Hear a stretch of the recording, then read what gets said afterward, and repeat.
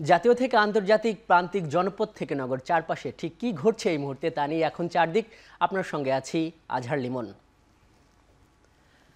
ঈদুল আজহার বাকি আর মাত্র 2 দিন, এরই মধ্যে জমে উঠেছে রাজধানীর পশুর হাটগুলো। শুক্রবার ছুটির দিনে নগরীর গাবতলী, শাহজাহানপুর সহ বিভিন্ন হাট ঘুরে দেখা যায় পছন্দের পশু কিনতে ভিড় বেড়েছে ক্রেতাদের।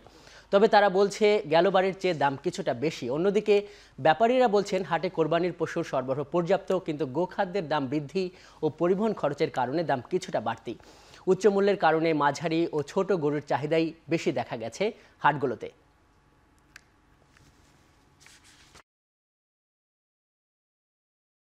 বাজারে তো গরু আছে অনেক, কিন্তু গরুর মালিকরা তো দাম কমাচ্ছে না, অনেক দাম চাচ্ছে। বাজার দর মোটামুটি ভালো, আপনাদের বাজেটের ভিতরেই ছিল। আর গরুও কিনো ভালো লাগছে। 3টা দেখা তৃতীয়টা কিনছি। সরবরাহ প্রচুর রয়েছে এবং বাজারে যাতে খামারিরা আছেন, বিক্রেতা আছেন, ক্রেতারা যাতে কিনতে পারেন সেই সুযোগ সুবিধাটুকু এখানে কিন্তু পরিপূর্ণভাবে নিশ্চিত করা হয়েছে। পশু খুবই অ্যালার্ট এবং স্বাস্থ্যবান, এটা নিয়ে কোনো সন্দেহ নেই। এরপরে মেডিকেল টিম আছে। পরিবার পরিজনের সঙ্গে ঈদুল আজহা উদযাপন করতে সড়ক, রেলপথের মতো নৌপথেও রাজধানী ছাড়ছেন নগরবাসী। তবে পদ্মা সেতু চালুর পর থেকে ঈদ যাত্রায় সদরঘাটে কমেছে যাত্রী চাপ। শুক্রবার সন্ধ্যা পর্যন্ত 67টি লঞ্চ ঘাট থেকে যাত্রী নিয়ে দক্ষিণাঞ্চলের উদ্দেশ্যে ছেড়ে গেছে। বরগুনার আমতলী, পটুয়াখালী, ভোলার ইলিশা, লালমোহন, পিরোজপুরের হুলারহাট ও ভান্ডারিয়ার এসব রুটের যাত্রীদের সমাগম সবচেয়ে বেশি দেখা গেছে। ঘাটের নিরাপত্তা নিশ্চিতে র্যাব, থানা ও নৌ পুলিশ, ফায়ার সার্ভিসের তৎপরতাও দেখা গেছে। এছাড়া পন্টুনের সামনে বিআরডব্লিউটি এর ট্রাফিক বিভাগের ভ্রাম্যমাণ দলও পুরো ব্যবস্থাপনা তদারকি করছে। যাত্রীরা বলছেন সড়কপথে যানজট আর ভোগান্তি এড়াতেই লঞ্চ বেছে নিচ্ছেন যাত্রীরা। আর লঞ্চ কর্তৃপক্ষ বলছে আশানুরূপ যাত্রী নেই এবারের ঈদে।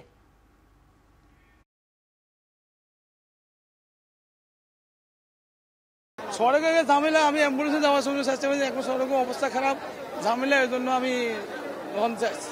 আমি হাতিয়া যাব, ওখানে যাইতে হলে তো সড়ক ব্যবস্থা নাই, নদী পার হতে হবে, এই জন্য আমরা লঞ্চে যাচ্ছি আর কি। যে যাত্রীর আশাবাদ, ওই আশারূপ যাত্রী হইতেছে না এখন পর্যন্ত। সবখানেই কিন্তু নজরদারি তো অব্যাহত আছে এবং প্রধানমন্ত্রীর দপ্তর, স্বরাষ্ট্র মন্ত্রণালয়ের দপ্তর, নৌ পরিবহন মন্ত্রণালয়ের দপ্তর সমস্ত জায়গার ইনস্ট্রাকশনসগুলো মাথায় রেখেই এই যাত্রী পরিবহন ব্যবস্থাটা নেওয়া হয়েছে। শুক্রবার ঈদযাত্রার 3য় দিনে কমলাপুর রেল স্টেশনে ছিল উপচে পড়া ভিড়। টিকিট থাকা অনেক যাত্রীও ভিড় ঠেলে ট্রেনে উঠতে লড়াই করেছেন। কয়েকটি ট্রেনের সূচিতে কিছুটা হেরফের হলেও শিডিউল মেনেই চলেছে বেশিরভাগ ট্রেন। এদিকে আজ টিকিট কালোবাজারির অভিযোগে 12 জনকে আটক করেছে র্যাব। জব্দ করা হয়েছে 4 থেকে 500টি টিকিট। ছুটির দিনে বাড়ি ফেরা মানুষের সংখ্যা বেড়েছে কয়েক গুণ। শুক্রবার 2টি স্পেশাল সহ 70টি ট্রেন ঢাকা ছাড়ার কথা রয়েছে। সকাল থেকে বেশিরভাগ ট্রেন সময়মতো স্টেশন ছেড়ে গেছে। এছাড়া আসনবিহীন টিকিট সহ অতিরিক্ত চাপ সামাল দিতে প্রস্তুতি নিয়েছে রেলওয়ে। এদিকে টিকিট কালোবাজারির সময় কমলাপুর থেকে আইন শৃঙ্খলা রক্ষা বাহিনীর কাছে ধরা পড়েছে 9 জন, যাদের আটক করেছে র্যাব।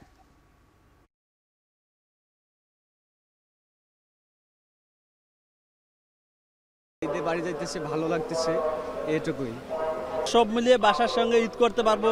হ্যাঁ, ছেলে মেয়ে আছে, বাবা মা আছে, সবার সঙ্গে ঈদ করতে পারে, এই জন্য খুব ভালো লাগতেছে। এবারের ঈদযাত্রা সুন্দর, স্বাচ্ছন্দ্যময় এবং নিরাপদ হয়েছে এবং সমাজ যাত্রীগণ তাদের নিজ গন্তব্যে দ্রুত সময়ের মধ্যে পৌঁছে যাচ্ছেন। আশা করছি আগামীকাল এবং পরশুদিন আমাদের যে ঈদযাত্রা সেটাও সুন্দর এবং নিরাপদ হবে। ঈদযাত্রার 3য় দিনে সড়কপথেও রাজধানী ছেড়েছেন ঘরমুখো মানুষ। ছুটির দিন হওয়ায় সড়কপথে বেড়েছে যাত্রীদের চাপ। রাজধানীর বিভিন্ন বাস কাউন্টারে দেখা গেছে যাত্রীদের উপচে পড়া ভিড়। সন্ধ্যার পর দূরপাল্লার পাশাপাশি লোকাল বাসগুলোতে যাত্রীদের উপস্থিতি ছিল চোখে পড়ার মতো। বিভিন্ন সড়কে যানজট থাকায় টিকিট কেটেও দীর্ঘ সময় অপেক্ষা করতে হয়েছে যাত্রীদের। কিছু কিছু কাউন্টারে বাসের সংকটও দেখা যায়। এছাড়া বাড়তি ভাড়া নেওয়ার অভিযোগও ছিল যাত্রীদের। ঈদযাত্রায় ভোগান্তি হলেও বাড়ির পথে রওনা করতে পেরে আনন্দ প্রকাশ করেছেন সাধারণ মানুষ।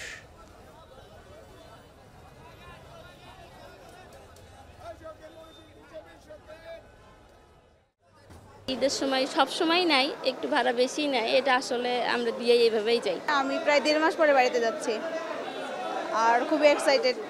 দাদু বাড়ি ঈদ করতে যাচ্ছি। তোমার কেমন লাগছে? ভালো। ঈদের সময় তো একটু বাড়তি ভাড়া সবাই চাই। বিআরটি এর মানে যেটা যেখানে যে বাউন্ড পরিবহন থাকবে ধরেন দিনাজপুরের পরিবহন থাকলে লাস্ট স্টপেজ, ওই স্টপেজের ভাড়াই সে দিতে হবে, মাঝখানে আপনি যেখানে নামান না কেন, এটা হলো নিয়ম। ঈদযাত্রায় যানবাহনের চাপ আছে, তবে যানজট হবে না। পশুরহাটের কারণে কোথাও কোথাও যানজট হচ্ছে, তা নিরসনে সব পক্ষকে সহযোগিতা করতে হবে। সকালে ধানমন্ডিতে আওয়ামী লীগের সভাপতির রাজনৈতিক কার্যালয়ে সংবাদ সম্মেলনে এসব কথা বলেন দলের সাধারণ সম্পাদক ওবায়দুল কাদের। এখন অবশ্য চাপ আছে, তবে রাস্তার জন্য কোথাও যানজট হবে এমন বিষয় নেই। সড়ক এখন শেখ হাসিনার সরকারের আমলে হয়েছে। কোরবানির ঈদের সময় পশুরহাট একটু সমস্যার সৃষ্টি করে। যাদের কাছে দায়িত্ব রয়েছে তারা যথাযথভাবে দায়িত্ব পালন করবেন। এখন চারদিকে নিচ্ছি একটি বিরতি, ফিরছি কিছুক্ষণ পরে।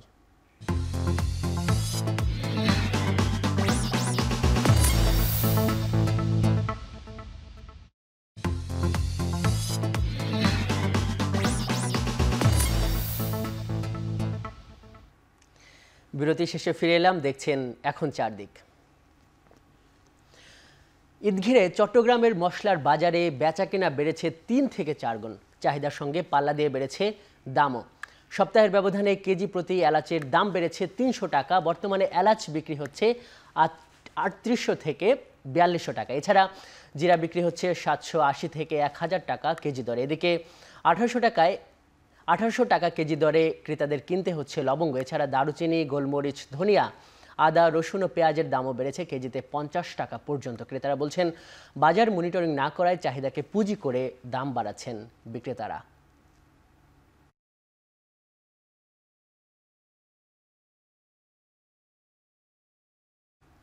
সরবরাহ স্বাভাবিক থাকলেও যশোরে বাড়তে শুরু করেছে চালের দাম। সপ্তাহ ব্যবধানে সব ধরনের চালে দাম বেড়েছে 5 থেকে 6 টাকা পর্যন্ত। বর্তমানে প্রতি কেজি মিনিকেট চাল বিক্রি হচ্ছে 62 টাকায়, যা গত সপ্তাহে ছিল 60 টাকা। এছাড়া 74 টাকায় বাসমতি চাল এখন 80 টাকা ও 52 টাকা কেজির পায়জাম বিক্রি হচ্ছে 55 টাকায়। বেড়েছে 49 ও কাজল লতার দাম। ও ব্যবসায়ীদের দাবি, ধানের দাম বেড়ে যাওয়া ও মিল মালিকদের কারসাজিতে বাড়ছে চালের দাম। এমন অবস্থায় চালের দাম নিয়ন্ত্রণে নিয়মিত বাজার মনিটরিংয়ের দাবি ভোক্তাদের।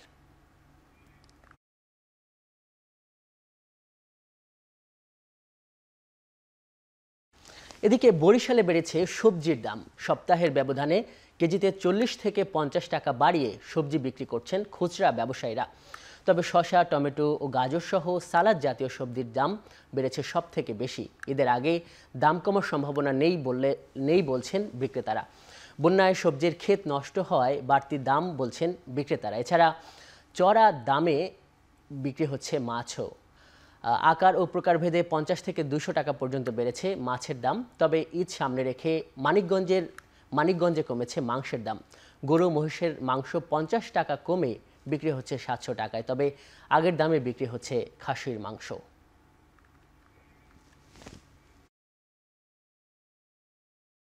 বন্যায় সবজি নষ্ট হওয়ার কারণে সবজির দাম অত্যন্ত বাড়তি। সবজির দর হচ্ছে আপনার এরকম বাড়তি, আমরা বেচতে গেলে অনেক পরিশ্রম লাগে। চিচিন্দার, ঝিঙ্গা, কেরালা, টমেটো সবগুলোর বাড়তি দাম। খিরা হইলো 350-400 টাকা পাল্লা, সবচেয়ে বাড়ছে দাম। আপনার দাম কমতে নাই, আপনার সবচেয়ে বাড়তি। আজকে 50 টাকা কমানে কিতা অনেক বেশি, প্রচুর লোকজন বাইরে গেছে। কোরবানি ঈদের আগেই হঠাৎ করে হিলিতে বাড়তে শুরু করেছে কাঁচা মরিচের দাম। একদিনের ব্যবধানে কেজিতে 70 টাকা বেড়ে প্রতি কেজি কাঁচা মরিচ বিক্রি হচ্ছে 200 টাকা কেজি দরে। বৃহস্পতিবার বিকালে প্রতি কেজি কাঁচা মরিচ 120 থেকে 130 টাকায় বিক্রি হলেও সকাল থেকে বিক্রি হচ্ছে 200 টাকায়। আমদানি রপ্তানি বন্ধের সুযোগে সিন্ডিকেট করে দাম বাড়ানোর অভিযোগ করছেন ব্যবসায়ীরা। তবে সরবরাহ কমের অজুহাতে দাম বাড়তি বলছেন আমদানিকারক ও পাইকাররা। এদিকে হঠাৎ মরিচের দামের ঊর্ধ্বগতিতে বিপাকে পড়েছে সাধারণ ক্রেতারা। হিলি কাস্টমসের তথ্য মতে চলতি মাসে এখন পর্যন্ত ভারত থেকে 650 টন কাঁচা মরিচ আমদানি হয়েছে এই বন্দর দিয়ে।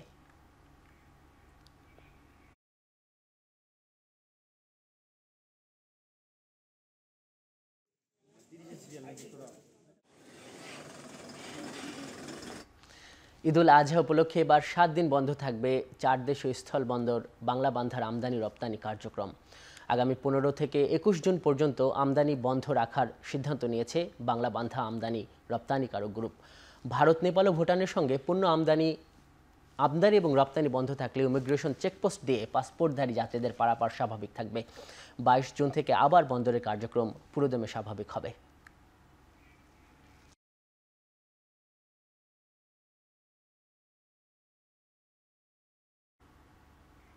এখন চারদিকে নিচ্ছে আরেকটি বিরতি, সঙ্গে থাকুন।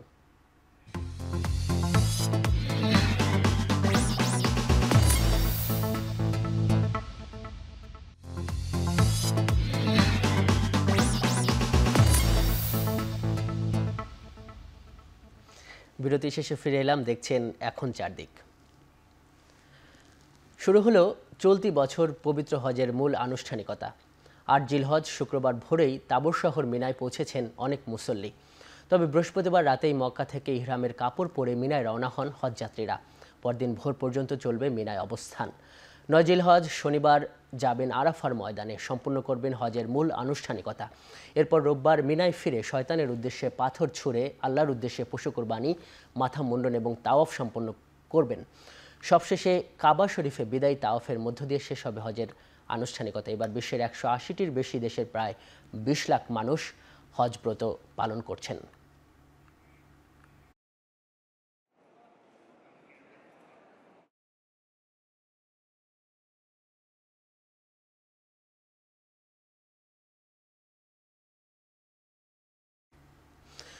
ভারতের পশ্চিমবঙ্গে ভারী বৃষ্টিপাতে বন্যা দেখা দিয়েছে।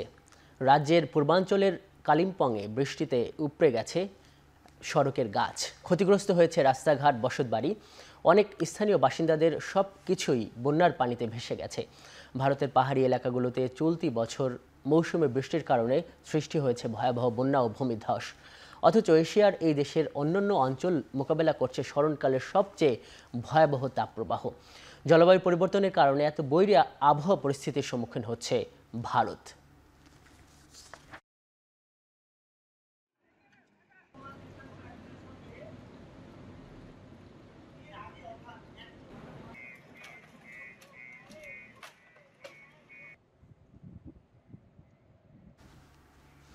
হেলিকপ্টার, ড্রোন আর যুদ্ধবিমান দিয়ে লাখ লাখ ফিলিস্তিনের আশ্রয় কেন্দ্র শরণার্থী শিবির রাফাতে হামলা চালালো ইসরায়েল। অন্যান্য শরণার্থী শিবিরে অব্যাহত আছে আইডিএফের হামলা। শিশুদের জন্য ক্ষতিকারক দেশের কালো তালিকা ইসরায়েলকে অন্তর্ভুক্ত করেছে জাতিসংঘ। মার্কিন প্রেসিডেন্ট জো বাইডেন হতাশা প্রকাশ করে বলেছেন, গাজায় যুদ্ধবিরতি অদূর ভবিষ্যতে কার্যকর হবে কিনা সে বিষয়েও সন্দিহান তিনি। তবে রাফাতে হামলা চালালে ইসরায়েলে সামরিক সহায়তা বন্ধ করে দেওয়া হবে বলে জানিয়েছে বাইডেন। এদিকে মার্কিন পররাষ্ট্র দপ্তর বলেছে, রাফাতে বড় ধরনের অভিযান দেখছে না যুক্তরাষ্ট্র। অথচ জাতিসংঘ বলছে রাফা থেকে 10 লাখের বেশি মানুষ বাধ্য হয়ে অন্য স্থানে যাচ্ছে, যেখানে চরম খাদ্য ও পানির সংকট দেখা দিচ্ছে।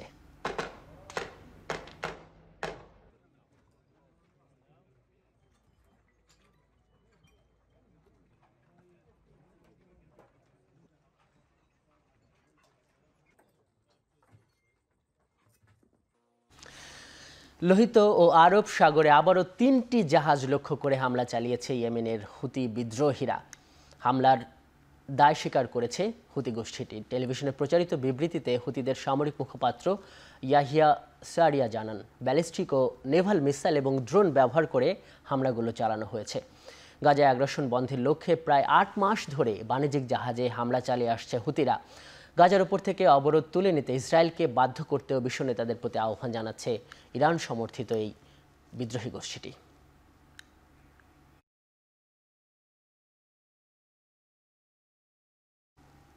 বিশ্বের বিভিন্ন স্থানে এখন পর্যন্ত সবচেয়ে বেশি সংখ্যক শরণার্থী আছে আফগানিস্তানের। জাতিসংঘ বলছে, আফগানিস্তানের এই শরণার্থীদের মধ্যে বেশিরভাগই ইরান আর পাকিস্তানে আশ্রয় নিয়েছে। জাতিসংঘের শরণার্থী বিষয়ক সংস্থা ইউএনএইচসিআর বলছে, 2023 ও 2024 সালে বিশ্বের সর্বোচ্চ সংখ্যক মানুষ বাস্তুচ্যুত হয়েছেন। এর মধ্যে সারা বিশ্বে 1 কোটির বেশি আফগানি বাস্তুচ্যুত রয়েছে। 2023 সালেই আফগান শরণার্থীদের সংখ্যা 64 লাখ বেড়েছে। আফগানিস্তানের অর্ধেক জনগোষ্ঠী এখন খাদ্য অনিশ্চয়তায় ভুগছে। তালেবান ক্ষমতা গ্রহণের পর দেশের মধ্যেই বাস্তুচ্যুত লাখ লাখ মানুষ। 2022 সালের পরিসংখ্যান অনুযায়ী দেশটির মোট জনসংখ্যা 4 কোটির উপরে।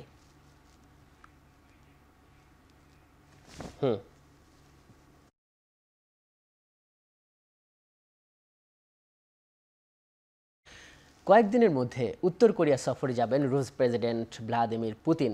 পিয়ংইয়ংয়ের বিমানবন্দর থেকে সরিয়ে ফেলা হয়েছে বেসামরিক বিমান, চলছে প্যারেডের প্রস্তুতি। উদ্বিগ্ন হয়ে এই খবর প্রকাশ করেছে দক্ষিণ কোরিয়া, যে কারণে সিউল আর ওয়াশিংটনের মধ্যে জরুরি ভিত্তিতে ফোনালাপ হয়েছে। দক্ষিণ কোরিয়া বলছে পুতিনের কোনোভাবেই জাতিসংঘের নীতির বিরোধিতা করে উত্তর কোরিয়ার সামরিক সম্পর্ক জোরদার করা উচিত নয়। রাশিয়ায় একটি সংবাদ মাধ্যমে খবর এসেছে পুতিন কিছুদিনের মধ্যেই উত্তর কোরিয়ার ভিয়েতনাম সফর করবেন। এর আগে গেল সেপ্টেম্বরে উত্তর কোরিয়া সফর করবেন ভ্লাদিমির পুতিন।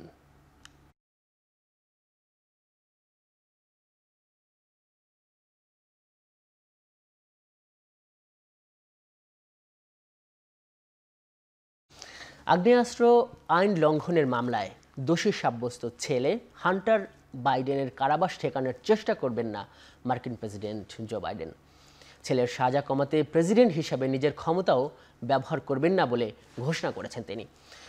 ইতালিতে G7 জোটের শীর্ষ সম্মেলনে যোগ দিতে যাওয়া বাইডেন বৃহস্পতিবার এক সংবাদ সম্মেলনে এসব কথা জানিয়েছেন। 2018 সালে রিভলভার কেনার সময় নিজের মাদক সেবনের বিষয়ে মিথ্যা তথ্য দেন হান্টার বাইডেন। অভিযোগ প্রমাণিত বলে গেল মঙ্গলবার রায় দেয় ডেলওয়ারের আদালত। 54 বছর বয়সী হান্টারের দাবি, বন্দুক কেনার সময় চিকিৎসাধীন ও সুস্থতার পথে ছিলেন তিনি। সব মিলিয়ে 25 বছর পর্যন্ত কারাদণ্ড হতে পারে তার, যদিও এই সম্ভাবনা একেবারেই কম বলছেন মার্কিন আইনবিদরা।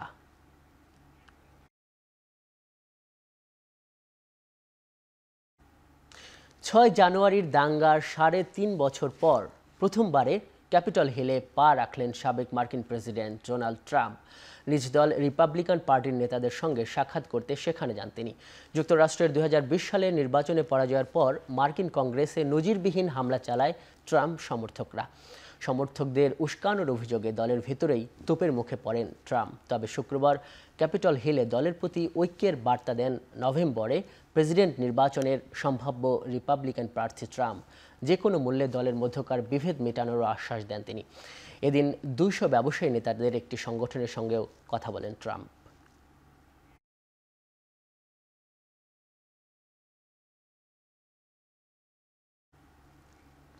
কর্মীদের ক্ষতিপূরণ দিল ইলন মাস্ক। প্রতিষ্ঠানটির প্রধান নির্বাহী বিশ্বের শীর্ষ ধনী মাস্ক 2018 সাল থেকে ক্ষতিপূরণ প্রস্তাবটির উপর কাজ করছিলেন। তবে প্রতিষ্ঠানের পরিচালনা পর্ষদ নিয়ম ভেঙে এতে অনুমোদন দিয়েছে প্রায় 5 মাস আগে।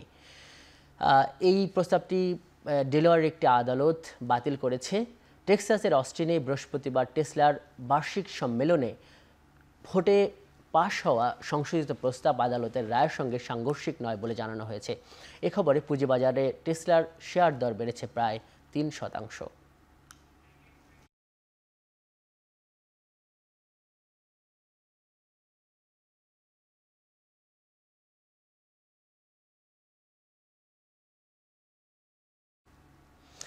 এখন চারদিকে নিচ্ছে আরেকটি বিরতি, ফিরছি কিছুক্ষণ পরেই।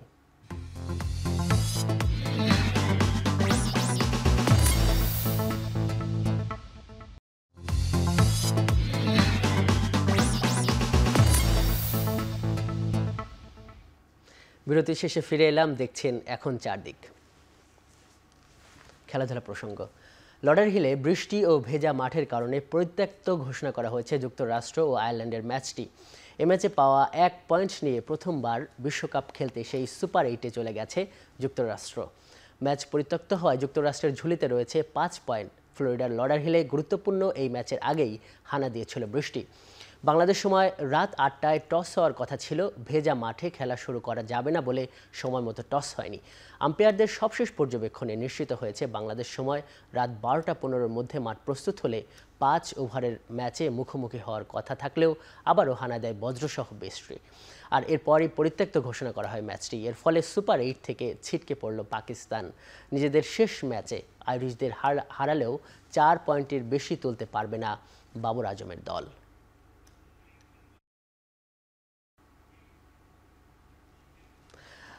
শেষ করছি এখন চারদিক। এখন টেলিভিশন ওয়েবসাইটে দেখতে ভিজিট করুন www.ekhon.tv। এখন টেলিভিশন ফেসবুকে দেখুন facebook.com/tv.ekhon। ইউটিউবে এখন টেলিভিশন দেখতে ভিজিট করুন youtube.com/c/ekhon tv।